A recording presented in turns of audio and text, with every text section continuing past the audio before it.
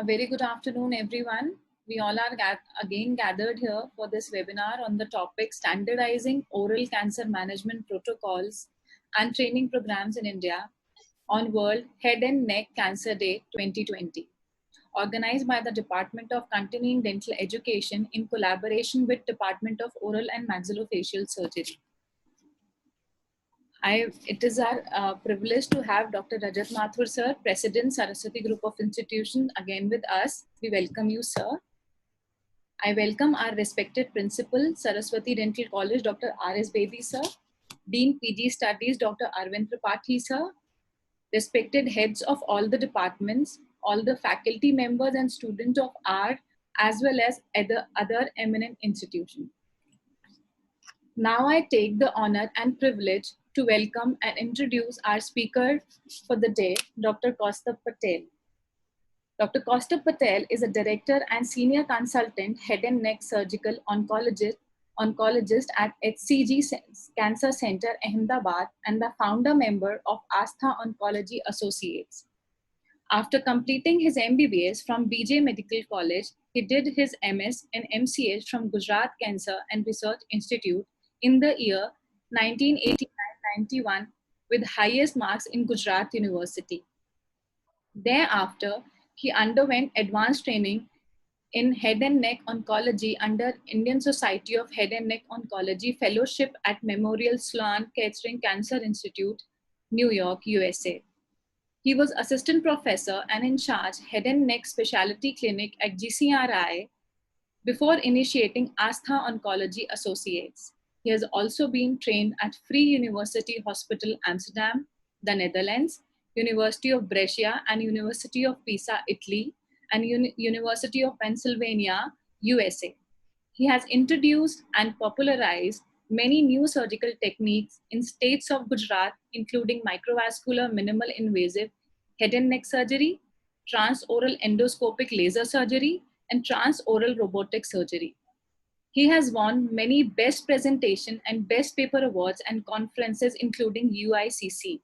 He has published 2 books and has more than 26 publications in peer-reviewed national and international journals. He is regularly invited to national and international conferences as operating surgeon for live surgical workshop, speaker, as well as panelist for symposiums.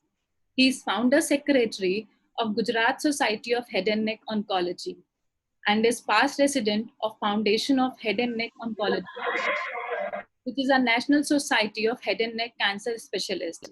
He is currently chairman of Structured Fellowship Program and examiner for DNT and National Board of India. This list is long of scientific achievement, and it's an honor for us to have you and to listen to your expertise. Start up with your presentation, sir. Thank you, and at the outset, I must thank Dr. Bedi and the entire organizing team for inviting me for this important program, which is on the day of World Head and Neck Cancer Day. When we were discussing the topic for the keynote speech, it came to my mind that what is more important today for India and also for oral and maxillofacial surgeons. And this is a topic which is too dear to my mind. And that's the reason why I decided to present this.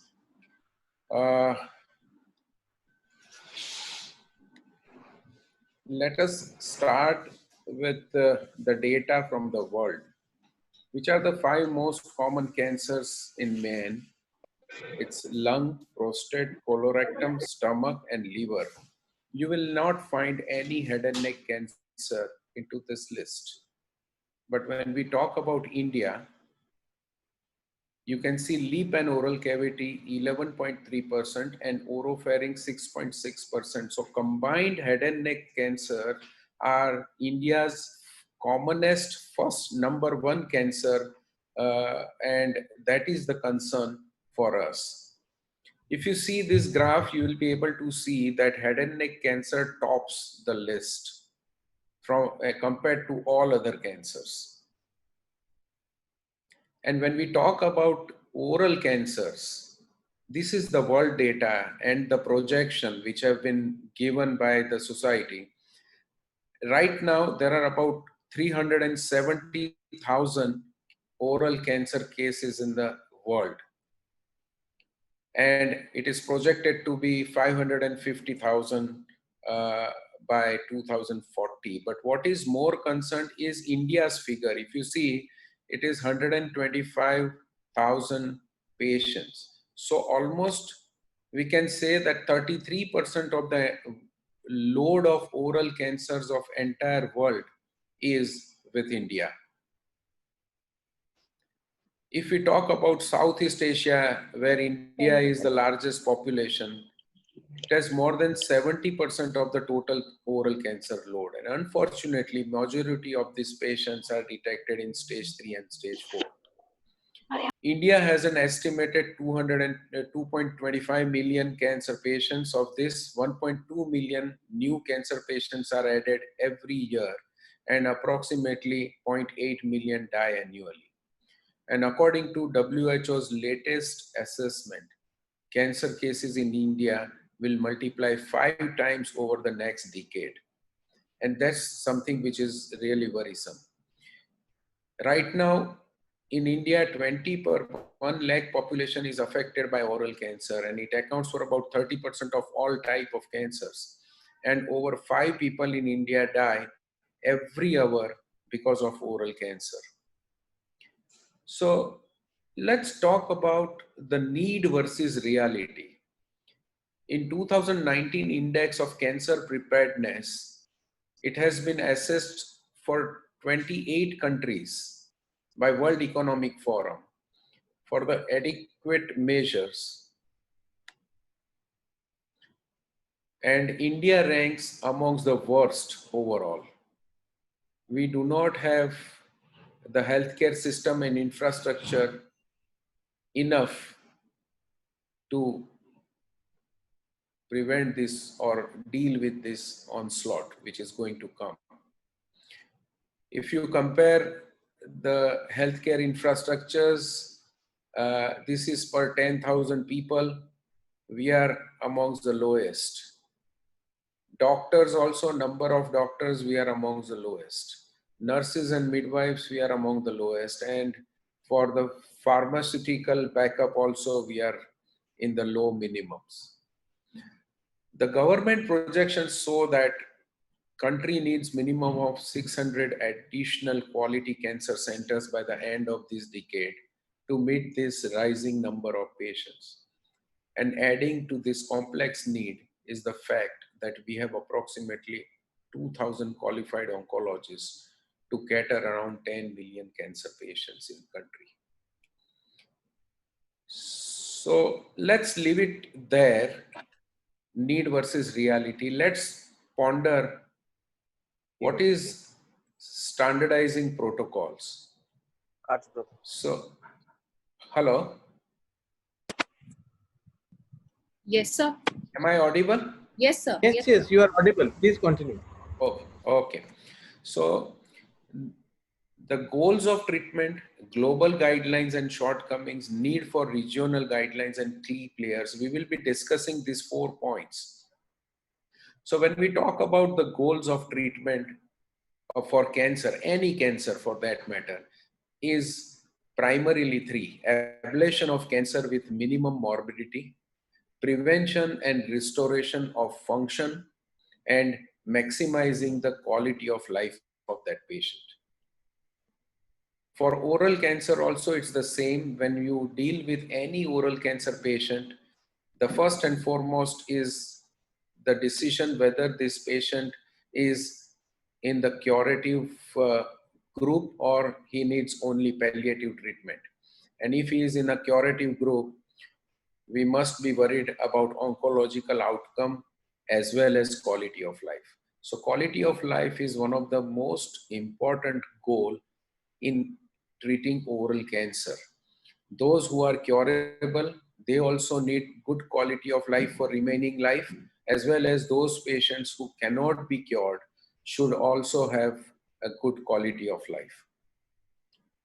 The surgical techniques have improved so well.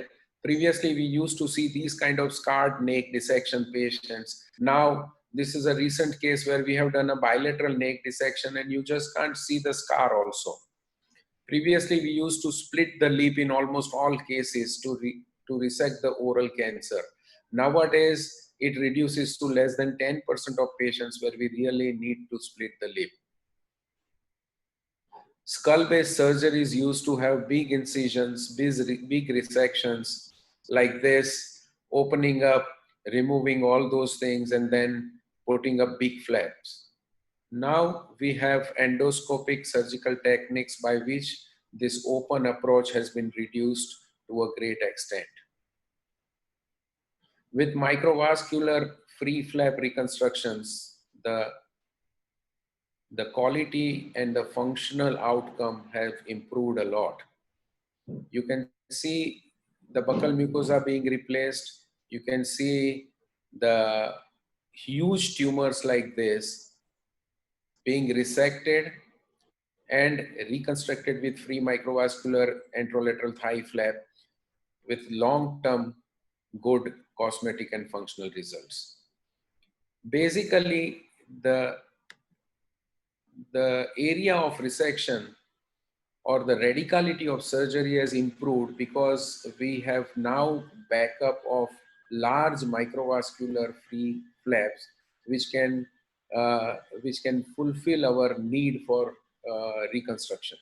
So you can see this is a surgery for a common cancer, which is a buccal mucosa cancer, which has involved a lateral pterygoid or temporalis muscle, where we do a full infratemporal fossa clearance. You can see the skull base over here, sphenoid wing is seen, and then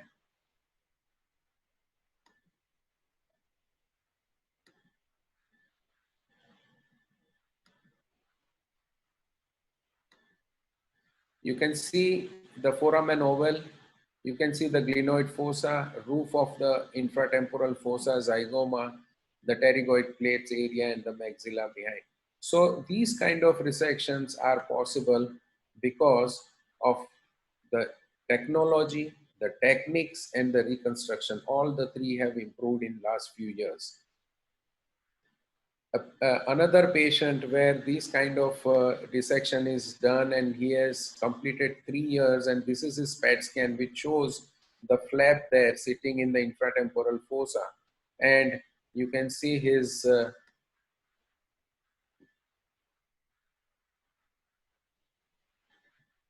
functional outcome,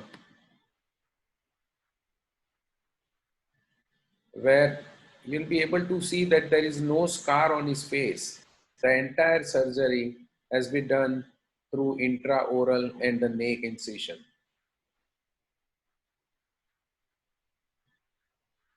So these kind of surgeries are possible today. None of our patients should have an endogum deformity today. We must reconstruct them with a free microvascular fibula reconstruction, which is a state of the art today for any central arch cancers or the lateral cancers which needs to resect a lot of mandibular bone. For early cancers, laser excisions can give an excellent result. You can see almost completely healed, no evidence of previous disease or not even the scarring on this soft palatal area. And then for the laryngeal cancers, early laryngeal cancers, you can do endoscopic laser resections so that patient doesn't have to undergo 30 days of radiation treatment for the cure. The latest addition is, of course, the robotic surgery. Robotic surgery is a surgery where the robotic arm goes into the patient's mouth like this, and I sit on the console and I operate these patients through these robotic arms, which goes inside, and according to my finger movements on the console, the entire cancer is resected with adequate margins, without splitting the lip, without splitting the mandible, without putting any scar on the face. So these kind of technology and techniques are available today. Let's go to global guidelines. There are ESMO, NCCN, and ASCO, three major guidelines. And these management protocols from developed world cannot simply be applied in developing countries like us, as cancer management has to be adapted to local constraints relating to financial, infrastructural, and human resources. What are the issues? The Western guidelines have different spectrum of disease burden and stage. Advanced stage need of multidisciplinary approach. Overwhelming burden of disease, unreliable follow-up at our country. Tolerability, making the disease advance. The cost factors, available infrastructure constraints, and quality of life issues. So when we talk about goals of treatment, as I told you before in my slide, ablation of cancer, minimal morbidity, preservation, restoration of function, and maximizing quality of life are the goals of treatment, and we feel that the guidelines should depend on that. But what is more important for a country like us is economical resources, infrastructure resources, performance status, unreliable follow-up, and disease biology to be understood and factored in when we talk about guidelines for India. Who are the key players who can do this? National Cancer Control Program, ICMR, Head and Neck Cooperative Group, HNCOG, which is a part of FHNO research. FHNO is Foundation for Head and Neck Oncology, which is a prime national body for head and neck oncologists in India. National Cancer Grid, Indian Society of Oncology, Indian Association of Surgical Oncology, Cancer Registry, and high volume corporate and non-corporate academic institutes. But when we talk about standardizing protocols, what is more important is that we all must bring right data, and our protocols should be based on right data rather than anecdotal experiences and unpublished data which are not backed up by a scientific evidence. When we talk about this, we should see about what are the kind of publications coming from India in the world journals. If you see, initially in early 2000, it was so low. Now, since last few years, we have been able to provide the world with some scintillating and significantly path-changing, paradigm shift papers like this, which has come by Dr. Anil D. Cruz from Tata Memorial Hospital at that time, which was a greatly or nicely conducted randomized trial, which showed the world that elective lymph node dissection of the neck is the way to go for any place when there is an oral cancer. So this is the list of the good publications which have been appreciated all over the world from India. Now, when we talk about guidelines, we must understand that today we do not have a standard guideline for cancer patients dedicated to Indian resources. So then NCCN is probably the guideline which we or most of the centers follow. Then when there are constraints to follow these guidelines, at that time, we resort to other measures. We need to form a task force, and the task force should have an excellent work and strive for pursue and promote It should have a good collaboration, teamwork. It should respect all team members. There should be integrity, and there should be passion among the members to deliver the, the result. So, having said that, the need for protocol is very high. Uh, at FHNO, we have been working for that, but still we have not reached that stage. Now, the second part of my talk is the training programs in India. So let's go to the history of Indian head and neck oncology. Indian Society of Head and Neck Oncology was established in 80s.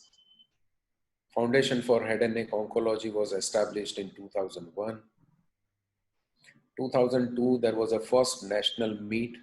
2003, HNCOG, which is a research arm of FHNO, was formed. First MCH head and neck course was started in AIMS in 2003. 2007, some fellowship started, traveling fellowship started. IFNOS 2011 started with its programs. In 2012, MCH head and neck was recognized by Medical Council of India. And in 2018, 2-year structured fellowships of oral track or head and neck track was started by FHNO. Before going to FHNO fellowship, let's understand what are the existing training programs in India. So there are MCH head and neck oncology, only 17 seats per year. There is no DNB head and neck or DNB oral oncology today. 115 MCH surgical oncology training programs where head and neck oncology is part of their curriculum. 33 DNB surgical oncology seats where also oral oncology and head and neck oncology is part of their curriculum. FHNO and Association of Oral Maxillofacial Surgeons of India have also started their own structured fellowships, and then there are various institutional fellowships which are unrecognized or non-recognized, or few of them are university recognized. The entry level to this training program is ENT, MS ENT or DNB ENT, MDS or general surgery MS. What are the challenges for this training program? Clinical exposure of various levels will be available or not. Uncertain exposure to research and academics in each of these centers. Lack of centralization or structure and quality control of these programs. Significant shortage of trained specialists who can deliver this training to the students. Questionable opportunity of true hands-on work. Let's go to AOMSI Oral Oncology Fellowship. It was started in 2017. It's a 2-year fellowship for post-MDS candidates with 1-year oncology experience post-MDS. There are 6 centers in India which are approved, and currently 6 fellows are taken every year, and there is entrance and exit exam. So what was the vision for FHNO? The vision for this fellowship was to start and standardize head and neck teaching program across India on a standardized manner. Imitate the American Head and Neck Society model, which is a AHNS fellowship in US, which is an established model since years together, and the AHNS fellows are spreaded all across the globe, doing an excellent work in head and neck surgical oncology. We had to modify AHNS model to Indian resources and environmental perspective. We needed to utilize the true untapped teaching potential of Indian head and neck leaders in infrastructures geared up and aspire to align with academic visions of FHNO. So to provide this, we have defined two paths. One for maxillofacial background is FHNO Oral Oncology Fellowship, which will be awarded certificate for oral oncology. And the fellows with other backgrounds like MS General Surgery, DNB General Surgery, ENT or MS ENT, these people will be trained for FHNO Head and Neck Fellowship and will be awarded certificate for head and neck oncology. Now, this, I'll come to it at a later date. These are the three people who supported me right, left, and center to start this fellowship across India. We formed fellowship document and structure. We decided core curriculum. It was a 2-year structured program. There were mandatory rotation in radiation, medical oncology, and oncoradiology, oncopathology to understand this allied branches to have more understanding regarding the cancer. And there are entrance and exit exams, and then after that there is a matching to the different institutes.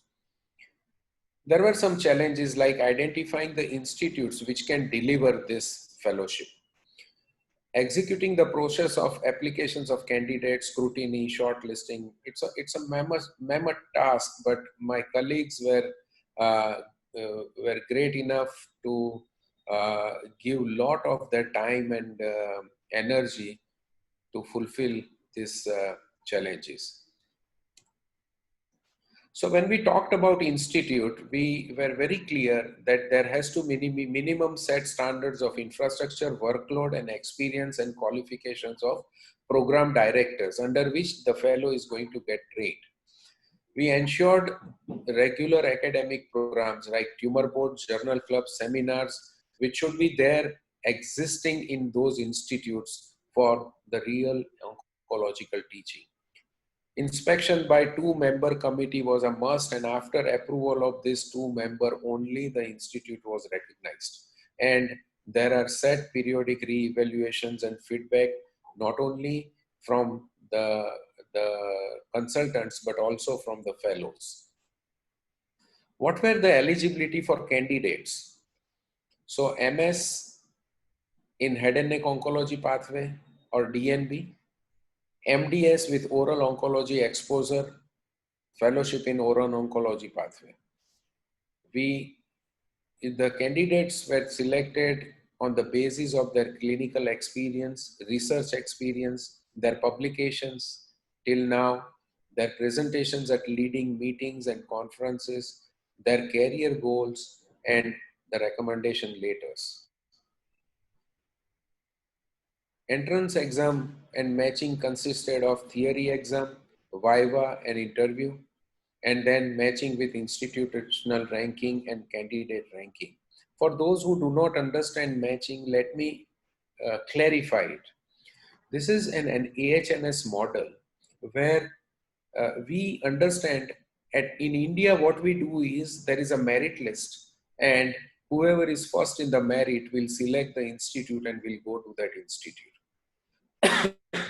But in AHNS, even the candidates are evaluated by the institute program directors, and they also rank the candidates.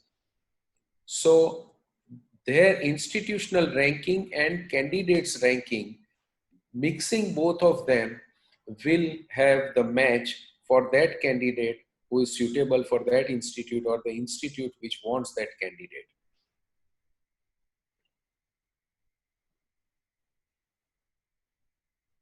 There are 26 institutes right now accredited across India. The entrance exam, we usually scrutinize more than 100 applicants, and after entrance exam, matching of institute and candidature is processed. Right now, there are 32 fellows already posted across India, and out of them, 16 are due for their exit exam next year. And these institutes are across India in almost everywhere, and more institutes are getting recognized after they fulfill their eligibility criteria, which are very stringent criteria, and the inspection is also carried out very stringently. What is this FHNO 2-year fellowship surgical training? So the fellows are taught about ablation. They are also taught about neck surgeries. They are taught about endoscopy. They are taught about reconstruction. So oral oncology pathway students, which are from maxillofacial background, will also be taught about local, regional, and microvascular reconstructions. There will be head and neck endocrine for head and neck pathway, skull base, open, and endoscopic, which will also be part of oral oncology pathway. And then there are transoral surgery for oropharynx, larynx, and hypopharynx. The stipend which has been fixed is 50,000 per month minimum. Any institutes wants to give more, they are allowed, but not less than 50,000 per month. Any institute is not supposed to give less than that. Additional goals of training: exposure to medical and radiation oncology, exposure to dental and OMF, prosthetics, pathology, radiology, speech and swallowing therapy, nutrition, psycho-oncology, critical reading of the literature, clinical research, professionalism, art and science of medical decision making, the criticality of tumor board or multidisciplinary team approach, and working as a team. And then there are some quality controls also. There are 6 monthly online reviews of these fellows who have learned what, who have operated what, yearly personal review of logbooks, essential to publish academic work in peer-reviewed index journal. Otherwise, they will not be allowed to sit in the exit exam unless they have already submitted their academic work to the public for publication in journal. Exit exam is at 2 years during the FHNO National Conference.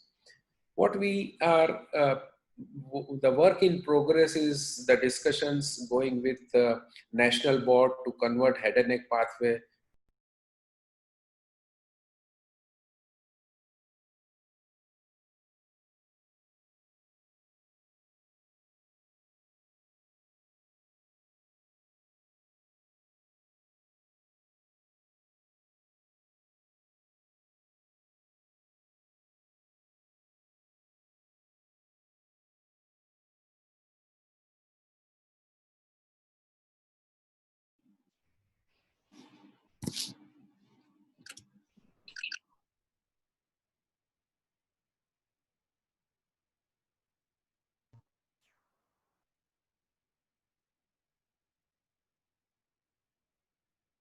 Hello. Hello. Yes, sir. You can I start. think, yeah, I think I got logged out. I don't know why. I'm Yes. not able to share my screen. I think you will have to enable me. Yes, sir. So just I'll.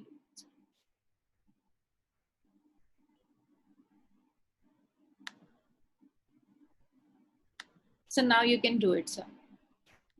Okay.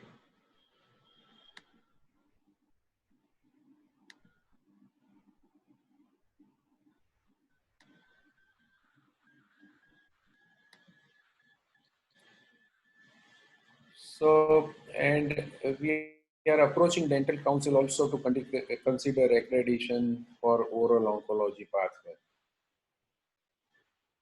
When we talk about the role of head and neck oncosurgeon or an oral oncosurgeon in the whole line of management of a cancer patient, eh, you can see that when the patient is diagnosed of cancer, he or she is diagnosed by a surgeon. He is evaluated by a surgeon. Definitive therapy, surgery, medical oncology, or radiation oncology. Even in the surveillance, the surgeon is there. Rehabilitation, surgeon is there. Salvage treatment, reconstruction, prevention, palliation, and even when the patient gets a new primary, if at all, surgeon's role comes. So surgeon has a very big role to play, and the career tracks for these trained oral or head and neck surgeons are are great when we consider India. Apex Cancer Center, comprehensive cancer centers, primary cancer centers, district hospitals, nursing home, PHC, primary care, palliative care, community. There are so many places, and as I already told, that there is going to be a huge gap between number of patients and number of specialists to deal with this. There is a huge opportunity. This entire structured fellowship program was backed by all my colleagues. I'm thankful to them. And I would like to show you few last slides. This is a data uh, by Dr. Neerav and Dr. Vikram, who is right now the secretary of FHNO, and Dr. Moni Kuriakose, who is again a maxillofacial background head and neck surgeon. So they evaluated 450 patients who had been treated outside and had recurrences and had come to their institute. And then they could find that 80% of them were not treated in a appropriate way, meaning that none of the guidelines were followed and the treatment was wrong, and that was the reason why the outcome of that patient was significantly affected. So it is not the strongest of the species that survive, nor the most intelligent species that survive. It is the one who is most responsive to change. And we need to change today. If we want to make that change for our, for our patients, for our country, the time is now. And you as maxillofacial surgeons are equipoised to take this challenge. My message to the teachers and professors: we must emphasize mentoring. Teaching and mentoring are not the same. We are all good teachers, but we need to ask ourselves whether we are truly good mentors. Mentoring means knowing our residents, their aspirations, their strengths, their concerns. It means opening doors for them. It means maintaining contact with them when they leave our residencies and our fellowships and or our institutes and go out. For those who have chosen a career, it means helping them as they mature in our specialty, getting them on right committees, advising them on their research, aiding them in obtaining funding, and ensuring adequate financial rewards if they are into private practice or corporate hospitals. Mentoring basically is a lifelong commitment to your students. Thank you. Thank you, sir. That was indeed a great session. Now I'd request Dr. Jitain Arora, sir, Professor Oral and Maxillofacial Surgery Department, to please take the questions from the students. Thank you, Dr. Nishi. Very good afternoon, everyone. It's indeed a privilege to have you, sir, on this occasion of Head and Neck Cancer Day. Your session was very informative, and we hope all participants must have immensely benefited from your world of wisdom. It was a great learning experience, the way you have taught and you have elaborated the detail of FHNO guidelines which need to be practiced and how we can, the new budding surgeons can get into it. So there are a couple of questions which have come on to my chat box, and I start with one of them. How we can improve the, sir, can you hear me? Yes, yes. Yeah, how can we improve oral cancer outcome in high prevalent and low resource settings? Okay, so this is the questions which is a very relevant question for our country. So the cancer treatment can be divided in three levels. One is a level where there is an extreme resource constraints. These are the places where probably diagnosis can be done and nothing beyond that is possible because of the infrastructure resource constraints. You may Yes, have sir. the training and ability to perform, but you don't have the infrastructure. So probably the work limits to biopsy and then sending the patient to a higher center. The second level is a center where the basic oral or head and neck surgeries can be done. Now, this level is a level where at least you have a, if you do not have an ICU, at least you have to have a high dependency unit, HDU, in the setup. Because any oral cancer surgery, they need a kind of an intensive post-operative management. A simple biopsies can be done at any place, but to treat oral cancer, you need to do a neck dissection. Today, any oral cancer, if you operate, you have to do a neck dissection. You cannot treat Exactly, a sir. oral cancer patient without doing a neck dissection. So these surgeries are at least 3 hours, 2 to 3 hours minimum surgeries. So you need that kind of an anesthesia backup, that kind of an operation theater, and high dependency unit post-operatively so that your patient recovers well. So, and you need those kind of nurses also. When I'm talking about this surgery, these are the surgeries where there are small cancers, T1 and T2. Now, ironically, the problem is that in our country where there are resource constraints, the cases which come to you are not T1 and T2 cancers. These are always bigger cancers because those people Yes, sir. are so tolerant, or because of their financial constraint, they have not come to you in early stage. So that's the reason why most of the patients you will not be able to treat at this place. All these bigger patients require reconstruction, some form of reconstruction.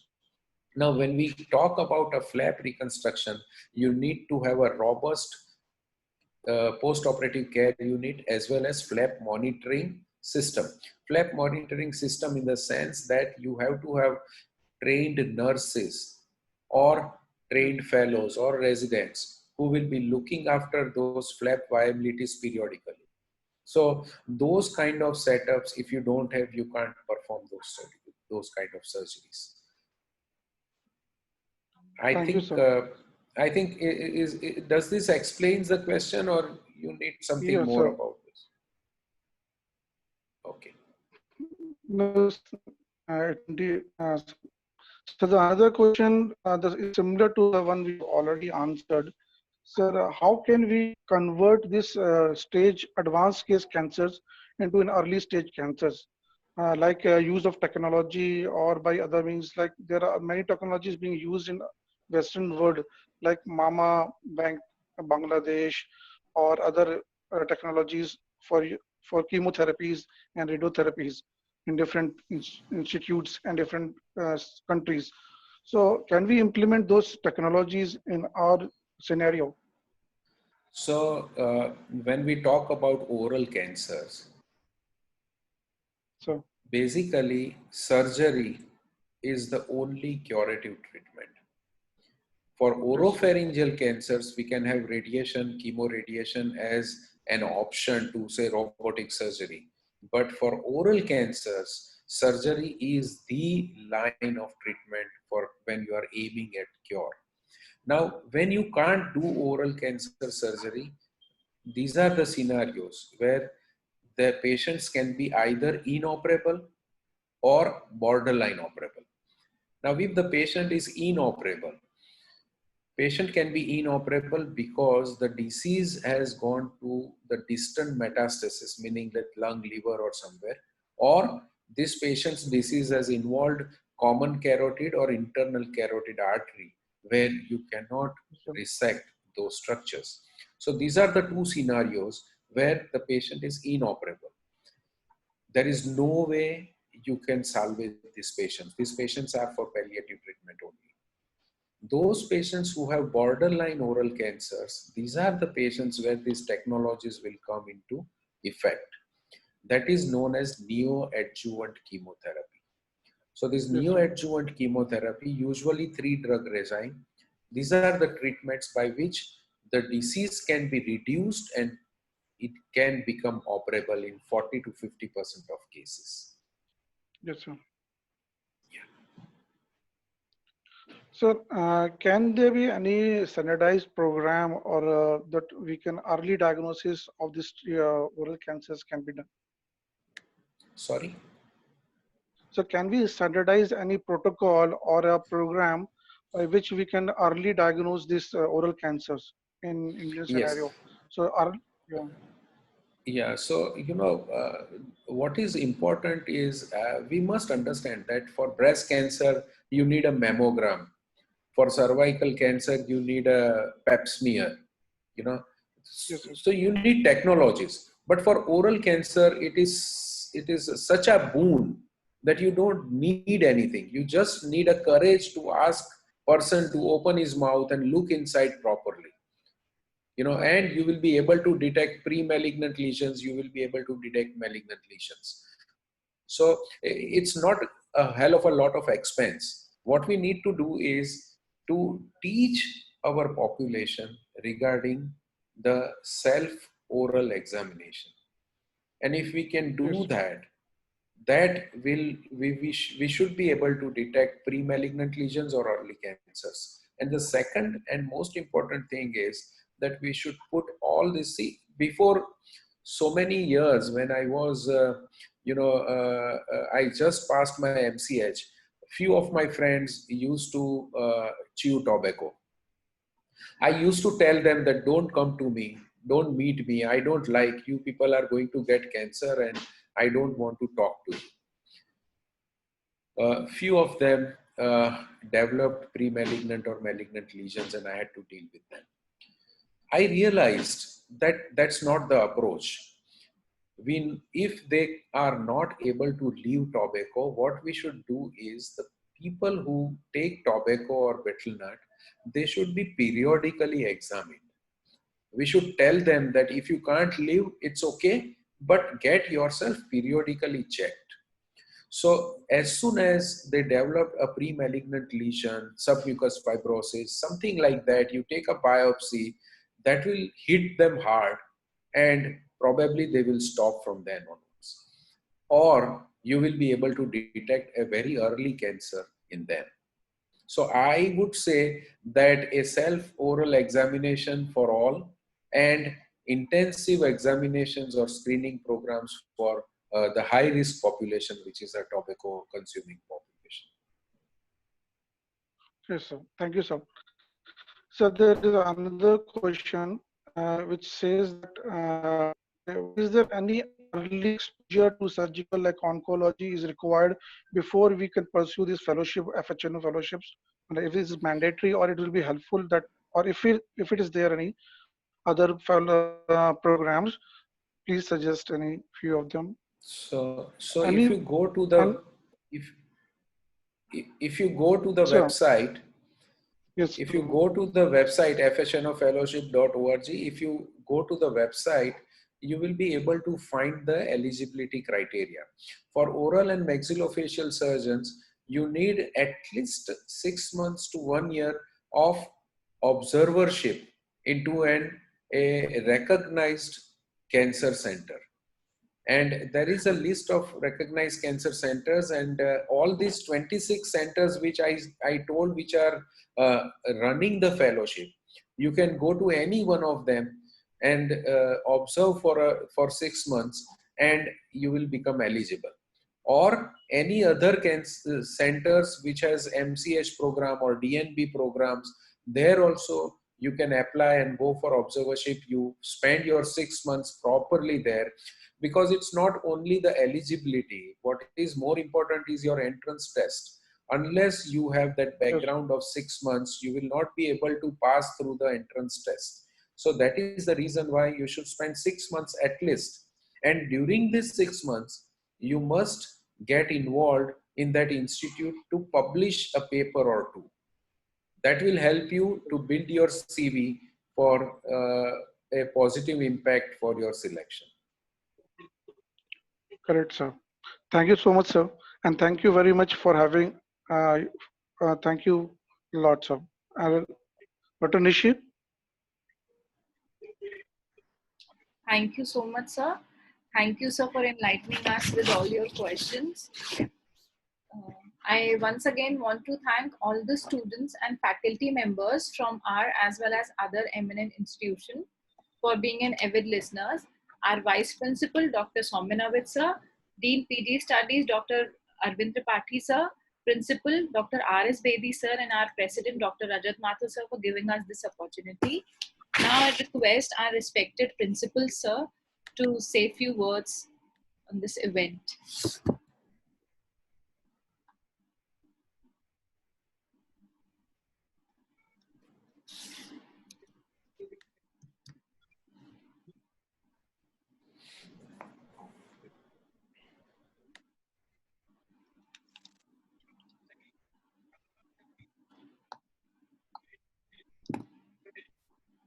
Sir, can you hear us? Yeah. Dr. Nishi, am I audible now? Yes, sir. Yes, sir. Okay. So I extend my sincere thanks to Dr. Kaustubh Patel for sharing his vast experience so elaboratively with us and enlightening us with the knowledge he has shared today. I am hopeful that probably everybody, each one of us will be immensely benefited by what he has told us. Hello, sir.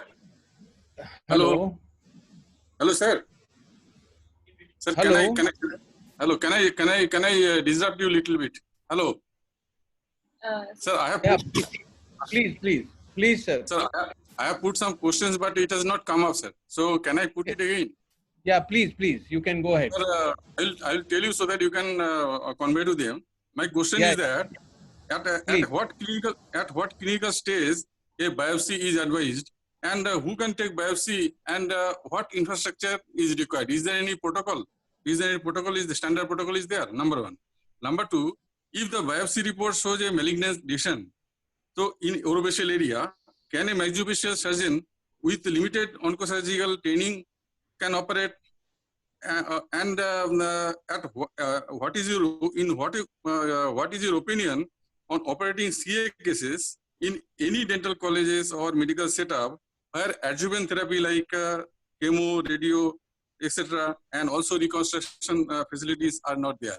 Because nowadays it is happening, but the patient is in a problematic after post-operatively they are having a lot of problems because they are not getting all the adjuvant therapy, or if it is indiscriminately operated. So some standard protocol should be there.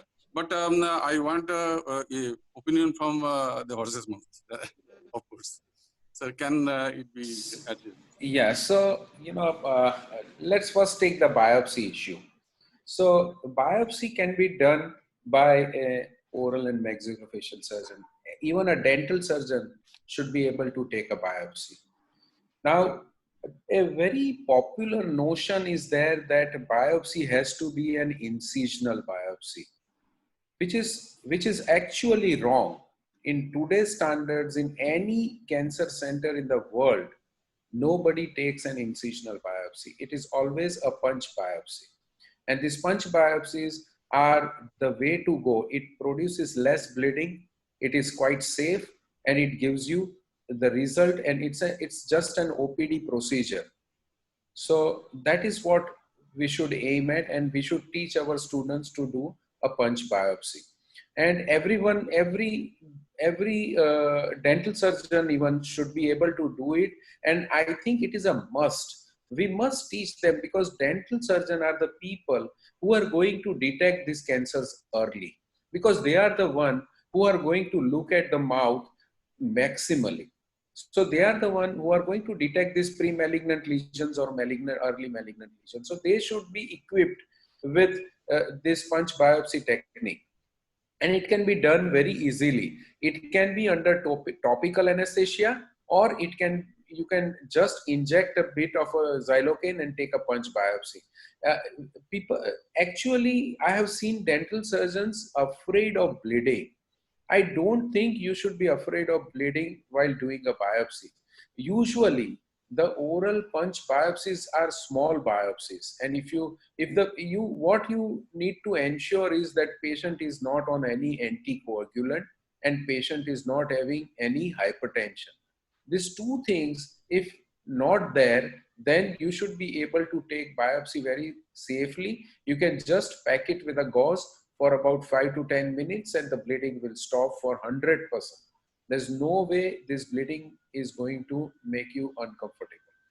Now, when the disease is in tonsil or oropharynx, I would not recommend you to do a biopsy. Oropharyngeal biopsies are a tricky situations, and I don't think the dental surgeons should go in and take oropharyngeal or tonsillar biopsies. They are the ones where if there is a bleeding, patient can have a hemorrhagic aspiration and there can be lot of problems. So oral biopsies, yes. Having said that, you do have any reverting questions for biopsy, or should I go ahead with the other question? These are other questions. Let's go to other Okay. question. So the other question is regarding what a oral and maxillofacial surgeon can do regarding cancer surgery.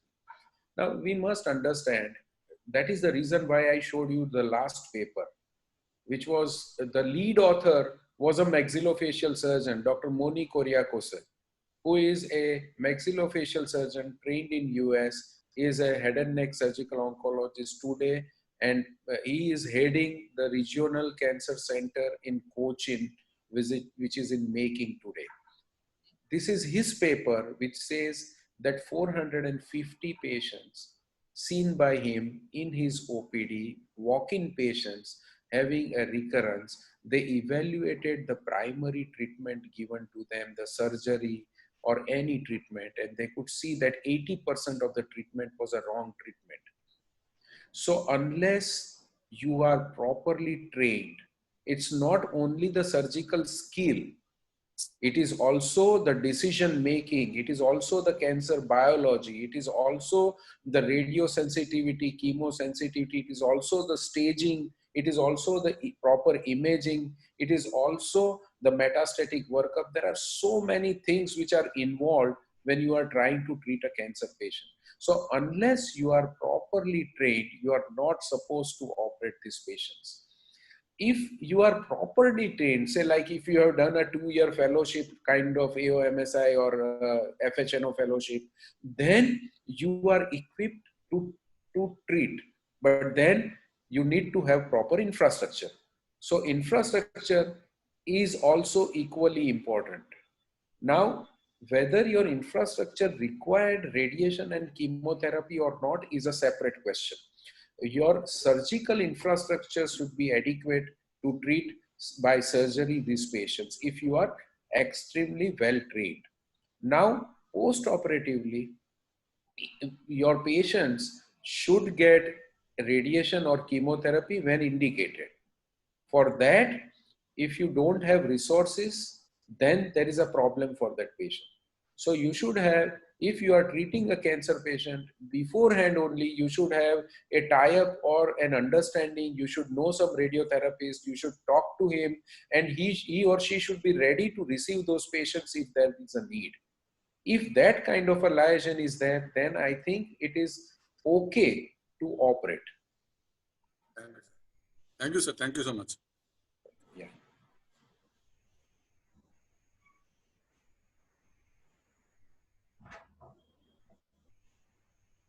Dr. Nishi, mute yourself first, please.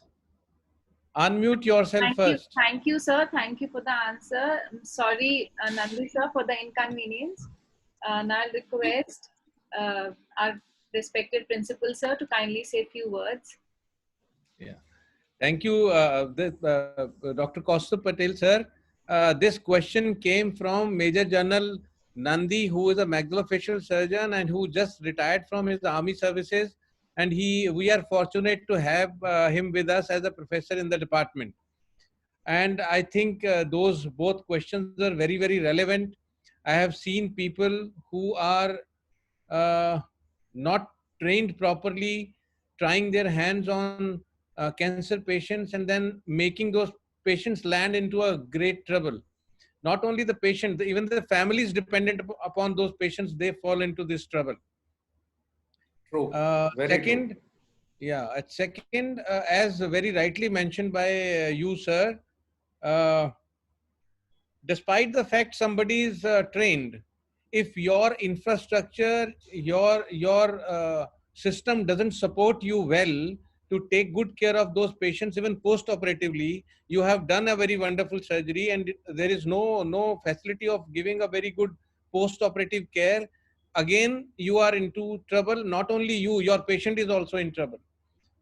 So with those comments, I would thank you immensely for finding time for us and for sharing your knowledge and experience with us.